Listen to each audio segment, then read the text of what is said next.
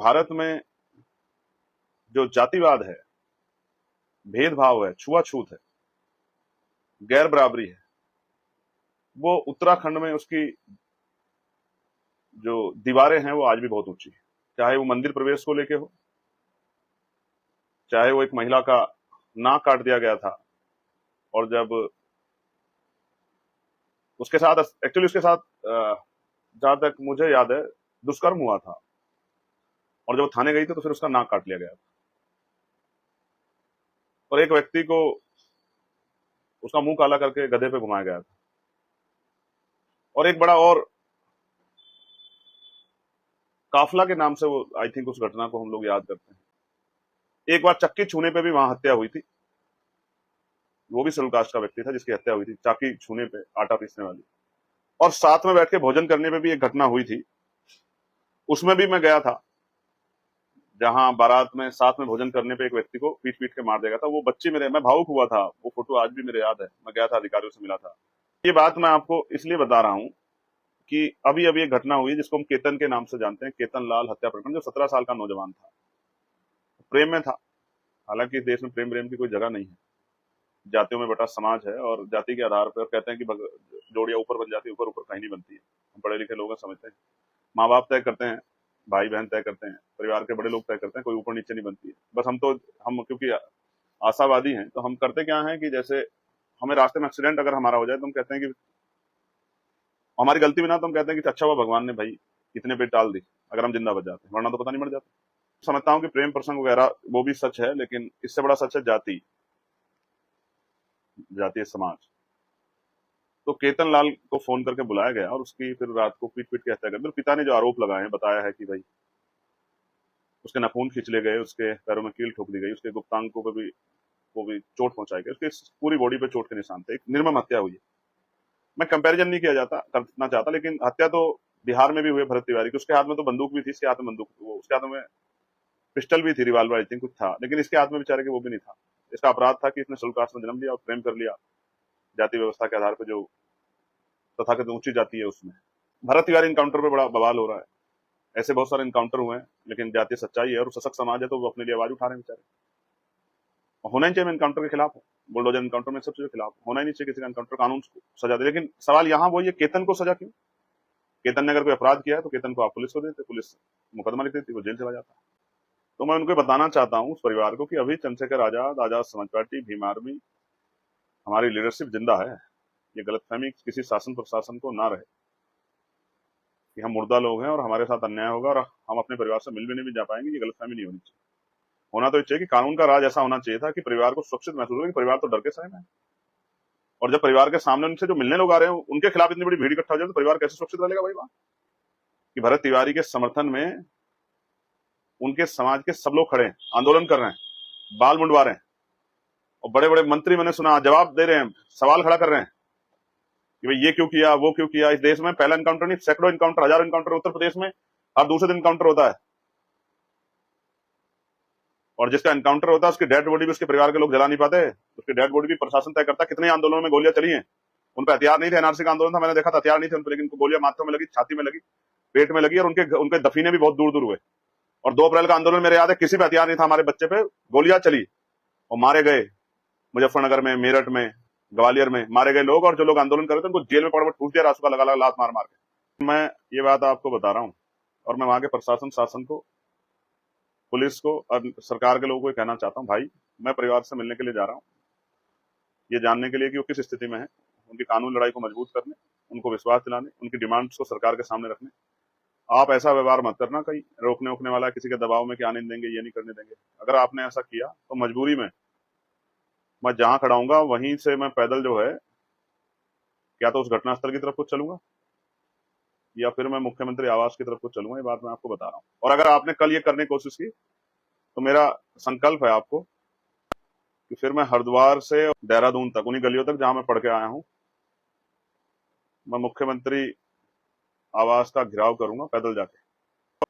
साथियों, जय भीम, जय भारत, जय मंडल, जय जोहार, जय जवान, जय किसान, जय लोकतंत्र, जय विज्ञान, जय संविधान। एक महत्वपूर्ण लाइव पे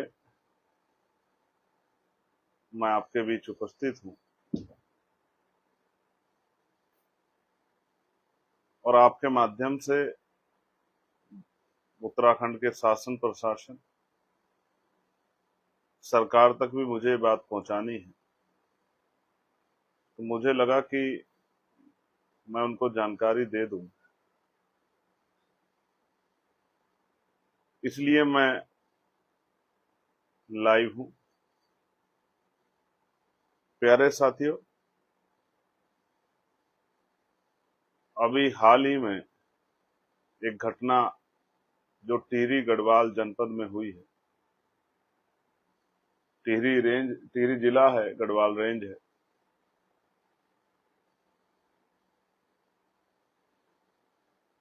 उसने मुझे बहुत तकलीफ दी है।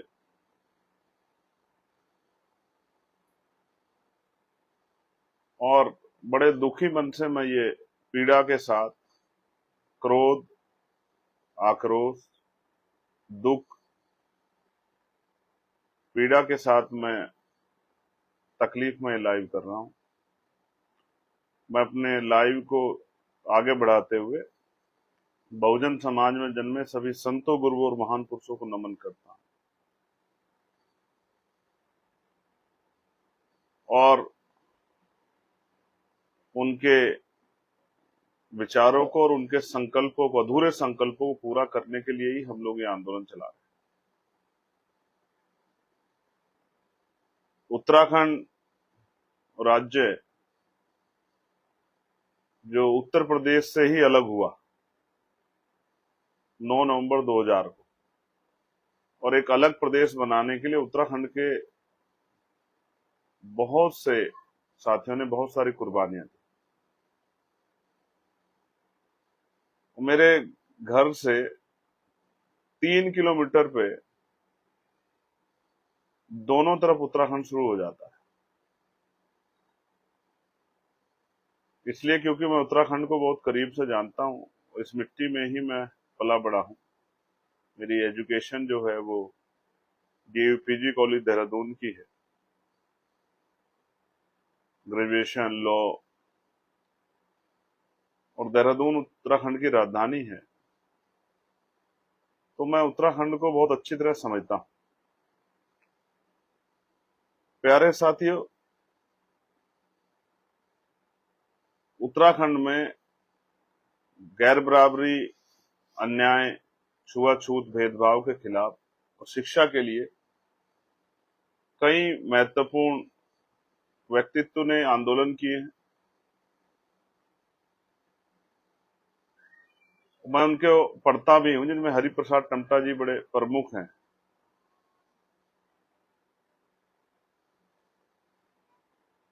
पर्यावरण के क्षेत्र में भी और कई क्षेत्रों में उनका बड़ा योगदान है।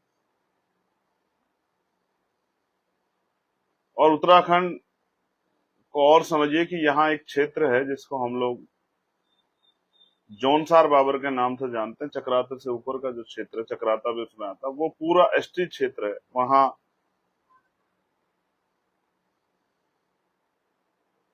सामान्य जाति के लोग भी ST में काउंट होते हैं।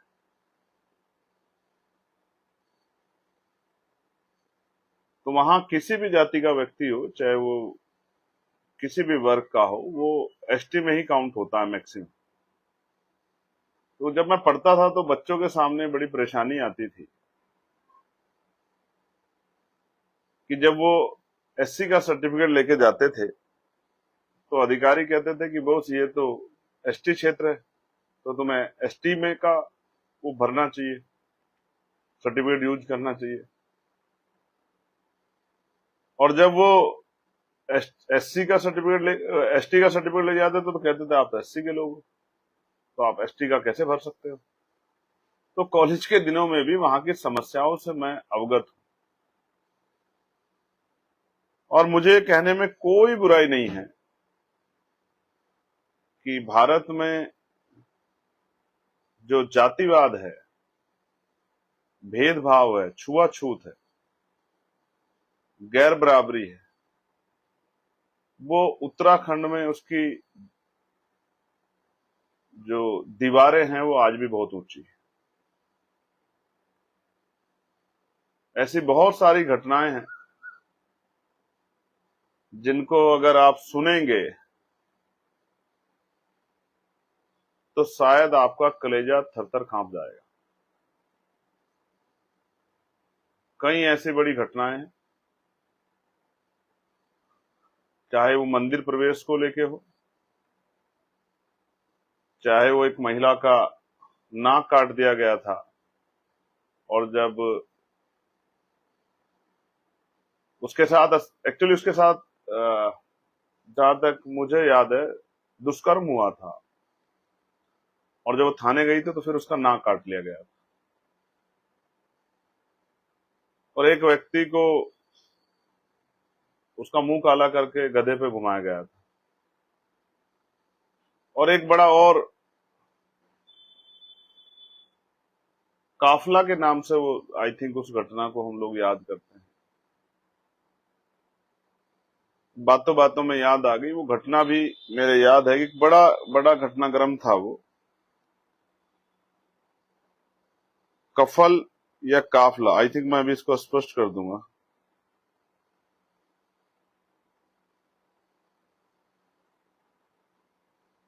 तो ये सारी घटनाएं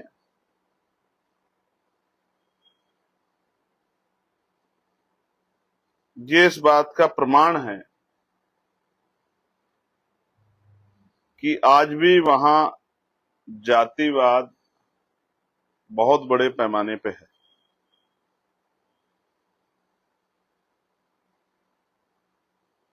उसका नाम है काफल्टा हत्याकांड और ये अल्मोड़ा जिले के कफल्टा गांव बद्रीनाथ मंदिर के पास 9 मई 1980 की बात मैं आपको बता रहा हूं, जहां पालकी से उतरने पर विवाद हुआ था।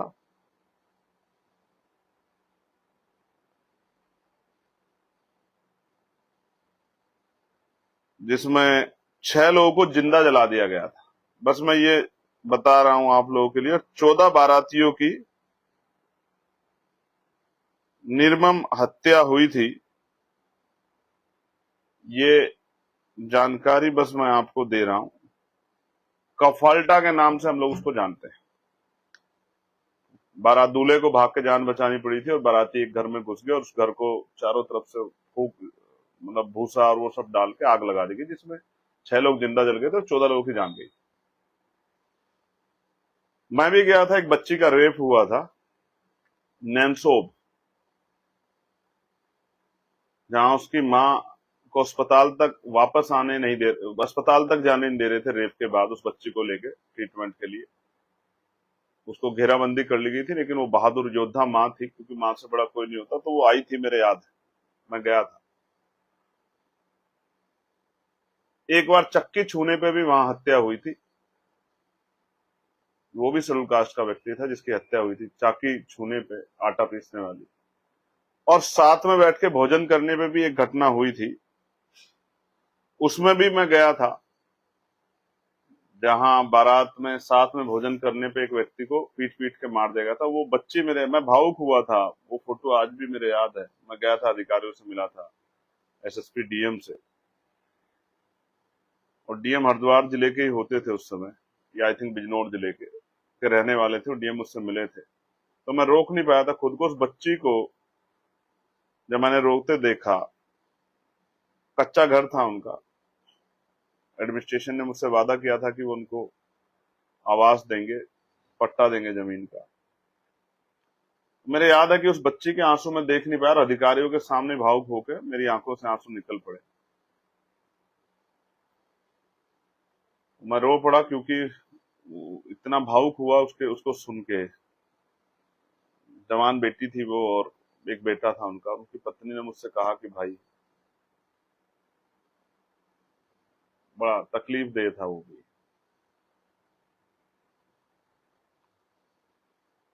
तो ये बात मैं आपको इसलिए बता रहा हूं कि अभी अभी एक घटना हुई जिसको हम केतन के नाम से जानते हैं, केतन लाल हत्या प्रकरण। जो 17 साल का नौजवान था, प्रेम में था, हालांकि इस देश में प्रेम प्रेम की कोई जगह नहीं है। जातियों में बटा समाज है और जाति के आधार पर कहते हैं कि जोड़ियां ऊपर बन जाती है, ऊपर ऊपर कहीं नहीं बनती है। हम पढ़े लिखे लोग हैं, समझते हैं। माँ बाप तय करते हैं, भाई बहन तय करते हैं, परिवार के बड़े लोग तय करते हैं, कोई ऊपर नीचे नहीं बनती है। बस हम क्योंकि आशावादी हैं तो हम करते क्या है कि जैसे हमें रास्ते में एक्सीडेंट अगर हमारा हो जाए तो हम कहते हैं कि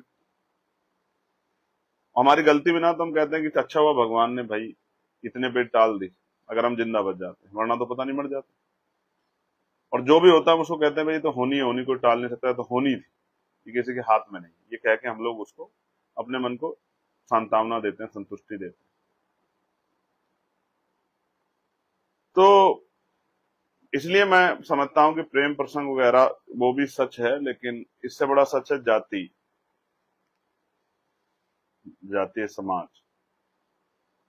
तो केतन लाल को फोन करके बुलाया गया और उसकी फिर रात को पीट पीट के हत्या कर दी। फिर पिता ने जो आरोप लगाए हैं, बताया है कि भाई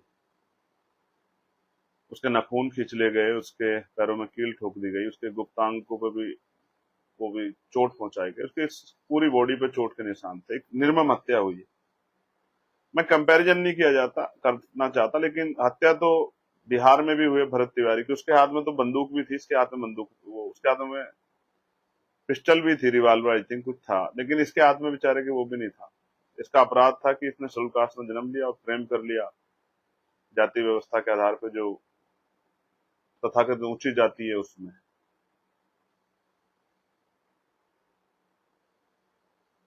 तो भरत तिवारी इनकाउंटर पे बड़ा बवाल हो रहा है। ऐसे बहुत सारे इनकाउंटर हुए हैं, लेकिन जातीय सच्चाई है और सशक्त समाज है तो वो अपने लिए आवाज उठा रहे हैं बेचारे। होना ही चाहिए, मैं इनकाउंटर के खिलाफ हूँ, बुलडोजर इनकाउंटर में सब चीजों के खिलाफ हूं। होना ही नहीं चाहिए किसी का इनकाउंटर, कानून सजा दे। लेकिन सवाल यहाँ वही है, केतन को सजा क्यों?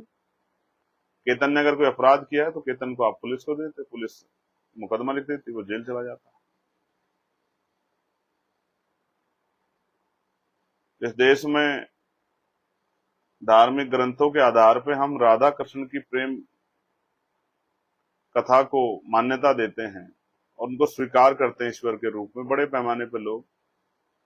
और मथुरा वृंदावन में उनके जय जयकार होते हैं। वहीं प्रेम में जातीय इतना बड़ा वो है उनके उनके उनको मानने वाले लोगों में कि उन्होंने हत्या कर दी। ठीक है, और किस तरह की निर्मम हत्या।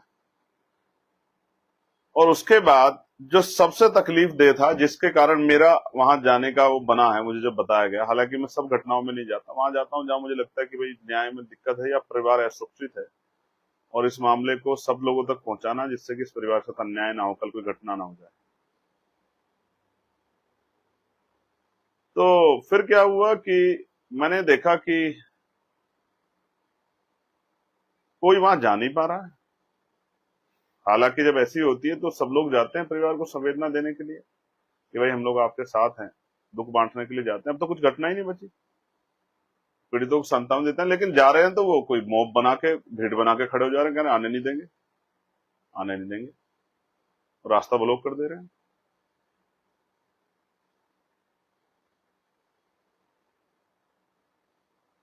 तो आर्टिकल 14, 15, 16, 17, 18, 19, तो क्या भाई आपने भारतीय संविधान नहीं पढ़ा है? कैसे रोक सकते हैं आप किसी को कहीं जाने से? हमारे परिवार के लोग हैं, अगर उनको मारा जाएगा तो हम जाएंगे। तो जब मैंने उस बच्ची की वीडियो, उनकी मां की वीडियो, उनके परिवार का स्टेटमेंट सुना, वो मुझे सुनेंगे आज, तो मैं उनको बताना चाहता हूं उस परिवार को कि अभी चंद्रशेखर आजाद, आजाद समाज पार्टी, भीम आर्मी, हमारी लीडरशिप जिंदा है। ये गलतफहमी किसी शासन प्रशासन को ना रहे कि हम मुर्दा लोग हैं और हमारे साथ अन्याय होगा और हम अपने परिवार से मिलने भी जा पाएंगे। ये गलतफहमी नहीं होनी चाहिए।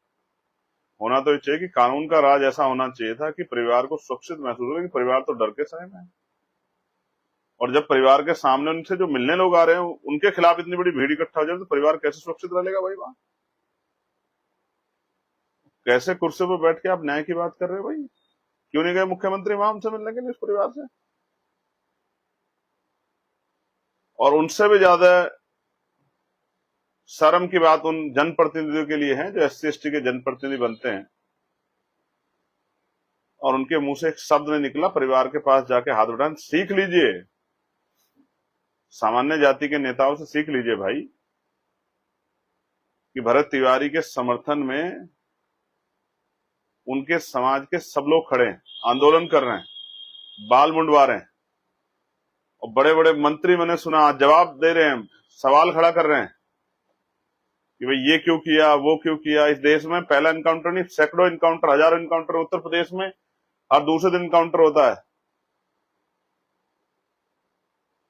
और जिसका इनकाउंटर होता है उसकी डेड बॉडी भी उसके परिवार के लोग जला नहीं पाते। उसकी डेड बॉडी भी प्रशासन तय करता है। कितने आंदोलनों में गोलियां चली हैं, उन पर हथियार नहीं थे, एनआरसी का आंदोलन था, मैंने देखा था हथियार नहीं थे उन पर, लेकिन उनको गोलियां माथों में लगी, छाती में लगी, पेट में लगी, और उनके दफीने भी बहुत दूर दूर हुए। और 2 अप्रैल का आंदोलन मेरे याद है, किसी पे हथियार नहीं था, हमारे बच्चे पे गोलियां चली और मारे गए। मुजफ्फरनगर में, मेरठ में, ग्वालियर में मारे गए लोग, और जो लोग आंदोलन कर रहे थे उनको जेल में पकड़ ठूस दिया, रासुका लगा लगा लात मार मार के। तो मैं इनका स्वतंत्र प्रतिनिधि हूं,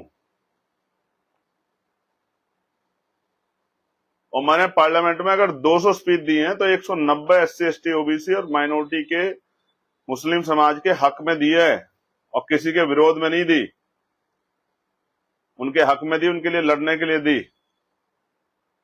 और अभी चाहे मजार प्रकरण हो, मैं लड़ाई मजार की नहीं, लड़ाई न्याय की है, कि अगर आप जबरन इस संवैधानिक देश में किसी को अपने राजनीतिक अंडे के जरिए अगर शासन प्रशासन पुलिस और नेता एकजुट हो जाएंगे तो चंद्रशेखर आजाद, भीम आर्मी और हर एक अम्बेडकरवादी आजाद समाज पार्टी का योद्धा खड़ा मिलेगा, ये बताने के लिए है लड़ाई। तो मैं आपको कुछ और घटनाएं बता देता हूं। अल्मोड़ा में दलित युवक की हत्या, पिथौरागढ़ में दलित छात्रा के साथ शोषण का मामला, चंपावत में दलित ड्राइवर को जूतों की माला पहनाने का मामला, और नैनीताल में 2 सगे दलित भाइयों के साथ मारपीट। उन 4 मामलों में नहीं गया मैं, क्योंकि उन 4 मामलों में पुलिस कह रही थी कि हम कार्रवाई कर रहे हैं, लेकिन मैं ये बात आपको बता रहा हूं, और मैं वहां के प्रशासन, शासन को, पुलिस को और सरकार के लोगों को ये कहना चाहता हूं, भाई मैं परिवार से मिलने के लिए जा रहा हूं, ये जानने के लिए कि वो किस स्थिति में है, उनकी कानून लड़ाई को मजबूत करने, उनको विश्वास दिलाने, उनकी डिमांड्स को सरकार के सामने रखने। आप ऐसा व्यवहार मत करना, कहीं रोकने ओकने वाला किसी के दबाव में कि आने नहीं देंगे, ये नहीं करने देंगे। अगर आपने ऐसा किया तो मजबूरी में मैं जहां खड़ा हूंगा वहीं से मैं पैदल जो है, क्या तो उस घटनास्थल की तरफ को चलूंगा, या फिर मैं मुख्यमंत्री आवास की तरफ को चलूंगा। ये बात मैं आपको बता रहा हूं। और अगर आपने कल ये करने की कोशिश की तो मेरा संकल्प है आपको कि फिर मैं हरिद्वार से और वहां तक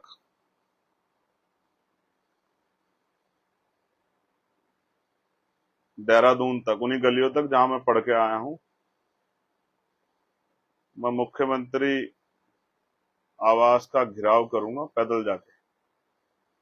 और अभी सत्ता परिवर्तन यात्रा में आपने हमारे कार्यकर्ताओं की क्षमता देखी होगी कि हम गर्मी वर्मी से डरने वाले लोग नहीं, और पैदल, हम किसान परिवारों के लोग हैं, मिडिल क्लास परिवारों के, तो गर्म सड़कें भी हमारा रास्ता नहीं रोक सकती, ना पुलिस की लाठियां ना कुछ और। हम संवैधानिक लोग हैं, अपने परिवार से मिलने जा रहे हैं। जिस तरह के आप सपोर्ट करोगे उसी तरह का सपोर्ट आपको मिलेगा, इस बात का मैं आपको विश्वास दिलाता हूँ। और मैं एक जनप्रतिनिधि हूँ, भारतीय संसद लोकसभा का चुनावा सांसद हूँ, संवैधानिक व्यक्ति हूँ। मैं प्रशासन और शासन से और सरकार से सहयोग की उम्मीद करूंगा कि वो हमें सहयोग देंगे और हमें हमारे परिवार से मिलने देंगे, और फिर उनकी बात को हम मीडिया के जरिए या पत्राचार के जरिए सरकार के सामने रखेंगे कि उस परिवार को किस हालात में और उन परिवार को किस तरह की आवश्यकता भी है। लेकिन मैं एक वादा आज आपसे और कर रहा हूं, ये लड़ाई यहीं खत्म नहीं होगी। अब जब भी दलित अत्याचार होगा तो वो पैदल मार्च ही होगा, अब जहां भी होगा, चाहे वो सहारनपुर से लखनऊ हो, चाहे वो सहारनपुर से देहरादून हो, हरिद्वार से देहरादून हो, या ग्वालियर से भोपाल हो, या आगरा से जयपुर हो, मैं बाबा साहब अम्बेडकर की उस बात को मान चुका हूं कि राजनीतिक सत्ता ही वो चाबी है जो आपकी सारी परेशानियों का हल करेगी, जो आपके दुख दुखड़े, आपकी तकलीफों को, आपके हिस्सेदारी अधिकारों को सुरक्षित रखेगी। इसलिए मैं ज्यादा काम अगले विधानसभा चुनाव उत्तर प्रदेश उत्तराखंड पे कोशिश कर रहा हूँ, ज्यादा समय दे रहा हूँ।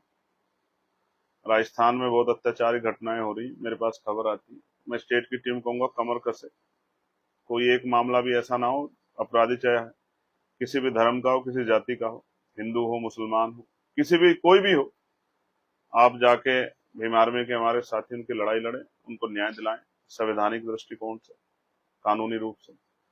मध्य प्रदेश में भी बहुत सारी घटनाएं हो रही है। बहुत जल्द मुझे दतिया भी जाना है। दतिया के उपचुनाव में आजाद समाज पार्टी का प्रत्याशी जीते, उसकी तैयारी के लिए मैं आप सबका अभिनंदन करता हूं कि आपने मुझे सुना। और जो साथी कल चलेंगे उनको मैं कहूंगा कि वो अपने प्रदेश अध्यक्षों से बात कर लें, डिस्ट्रिक्ट लोगों के, जो डिस्ट्रिक्ट लीडरशिप है उनसे।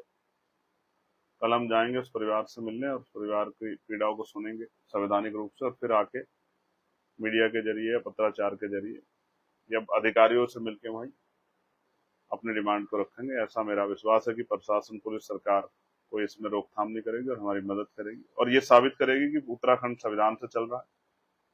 उत्तराखंड पाकिस्तान नहीं है, चाइना नहीं है, जहां कोई चुनाव सांसद नहीं जा सकता है या जाके अपने लोगों से मिल नहीं सकता है। अपराध रोकिए सर, हमें रोकने की बजाय या किसी को भी रोकने की बजाय पीड़ित से मिलने जो जा रहे हैं, अपराध रोकिए। इस तरह घटनाएं ना हो तो क्यों जाए कोई। आपने मुझे सुना, आपका अभिनंदन। और उत्तराखंड में रहने वाले मैं हर schedule caste, schedule tribe, backward मुस्लिम भाई से कहना चाहता हूँ, सामान्य जाति के भी जो संविधान को मानने वाले लोग हैं, कि भाई कब तक जो है जाति धर्म के नाम पे अन्याय होता रहेगा, जुल्म जाति होती रहेगी। आप लोगों को भी सोचना चाहिए, और नौजवानों को स्पेशली सोचना चाहिए, युवाओं को सोचना चाहिए कि युवाओं की प्रायोरिटी क्या है, जाति धर्म संप्रदाय है या फिर रोटी कपड़ा मकान रोजगार, सामाजिक न्याय, हिस्सेदारी और उनका आर्थिक सशक्तिकरण। इसके बारे में सोचना चाहिए। आपने मुझे सुना, धन्यवाद। आप सबके लिए मंगल कामना। जय भीम, जय भारत, जय संविधान, जय मंडल, जय जोहार, जय जवान, जय किसान, जय लोकतंत्र, जय विज्ञान। कल आपसे मुलाकात होगी। और जो परिवार अगर मुझे सुन रहा है, मेरी बहन, मेरी माँ, केतन के परिवार के लोगों, कल आऊंगा आपसे मिलने के लिए, और उम्मीद है कि जो भाई चला गया उसको तो वापस नहीं ला सकते, लेकिन आपको न्याय दिला के रहेंगे। धन्यवाद। आपका भाई, आपका बेटा एडवोकेट चंद्रशेखर आजाद।